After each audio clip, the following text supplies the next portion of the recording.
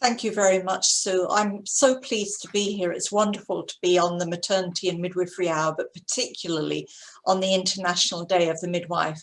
And Sarah, such an honour to follow you. I looked you up online and you're very distinguished. And I think that your lecture demonstrates one of the things I'm going to be talking about in the brief time that I've got, the kind of achievements that we should celebrate in academic development in midwifery.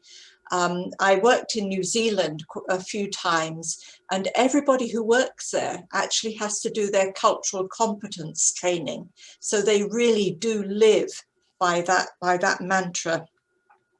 But first of all, I want to thank all of you who are with us tonight.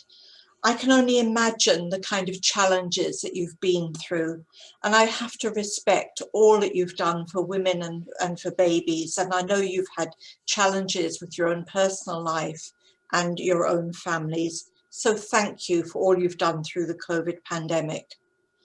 Well, I want to move on to the International Day of the Midwife. Franca Cadet, the wonderful, dynamic president of the International Confederation of Midwives, has spoken clearly about this year's theme. And in tone and content, it's very different to other years. It's this, she says: follow the data, invest in midwives. Her message couldn't be clearer. Midwives save lives. The numbers are profound. Achieving universal coverage of midwife-delivered interventions by 2035 could avert 67% of maternal deaths, 64% of newborn deaths, and 65% of stillbirths. 4.3 million lives could be saved by 2035. Quite stunning. And the State of the World's Midwifery report, which Sue talked about earlier, emphasizes the importance of fully educated and regulated midwives, integrated within and supported by interdisciplinary teams and an enabling environment. And this enabling environment is absolutely critical. But this leads me to one of the things that I want to celebrate tonight: the success of academic and educational development of midwives and midwifery. Over the last 2 to 3 decades, the development of midwifery science and practice development has led to some of the most important progress in maternity care and services around the world. We have a great deal to be proud of.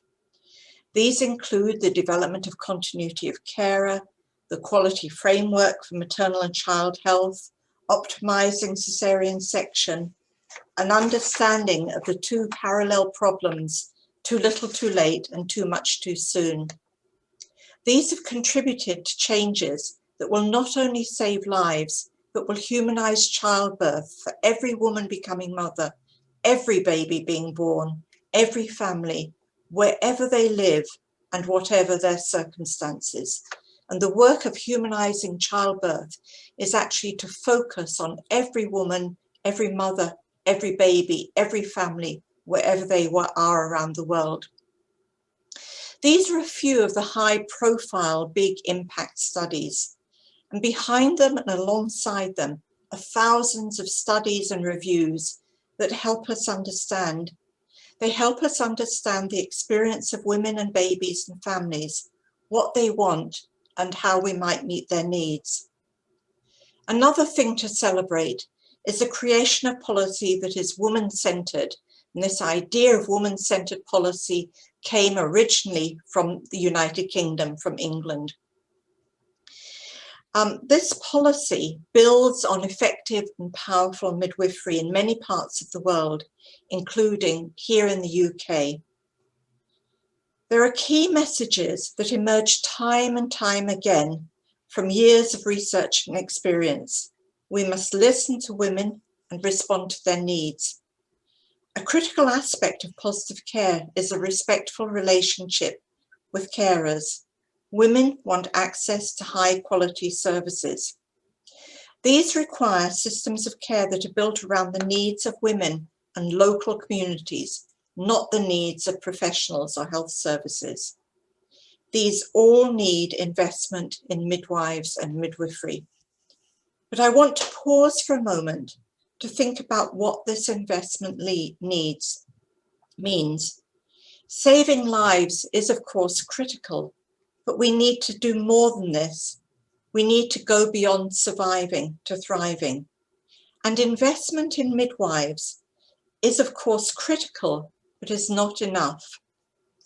Just as we need to respect women and their babies and families and respond to their individual needs, midwives should be treated with respect, not just for them as individual professionals, but for what they are able to bring to maternity care, the distinct contribution that midwives make.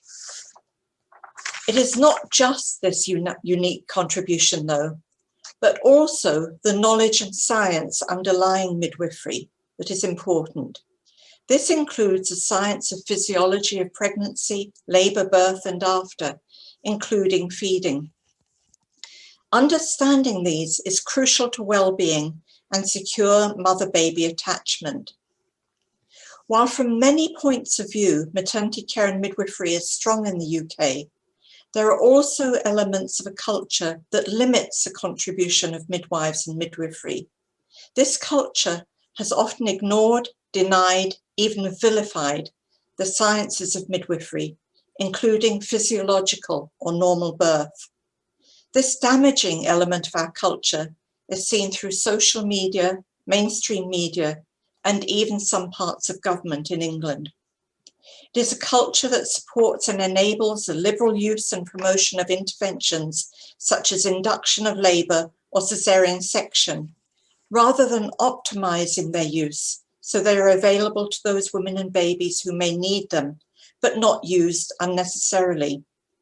This culture will reduce safety and limit developments that are important to the progress of services that generally meet the needs of all women, their babies and families.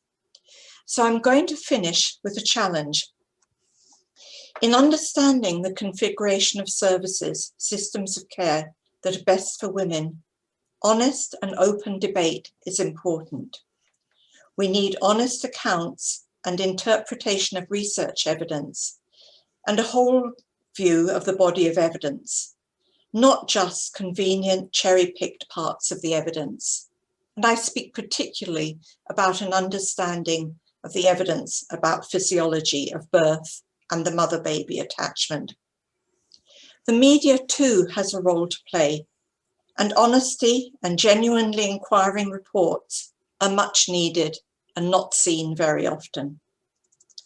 It's only when we develop a culture that not only respects midwives and their unique contribution, but also the knowledge and evidence base of the profession, that midwives will be able to make their full contribution, play their full role, and contribute to services that give every woman, every baby, every family the best start in life. Thank you. Thanks for watching this video from the Maternity and Midwifery Forum. For more expert opinion and analysis, hit the button below to subscribe.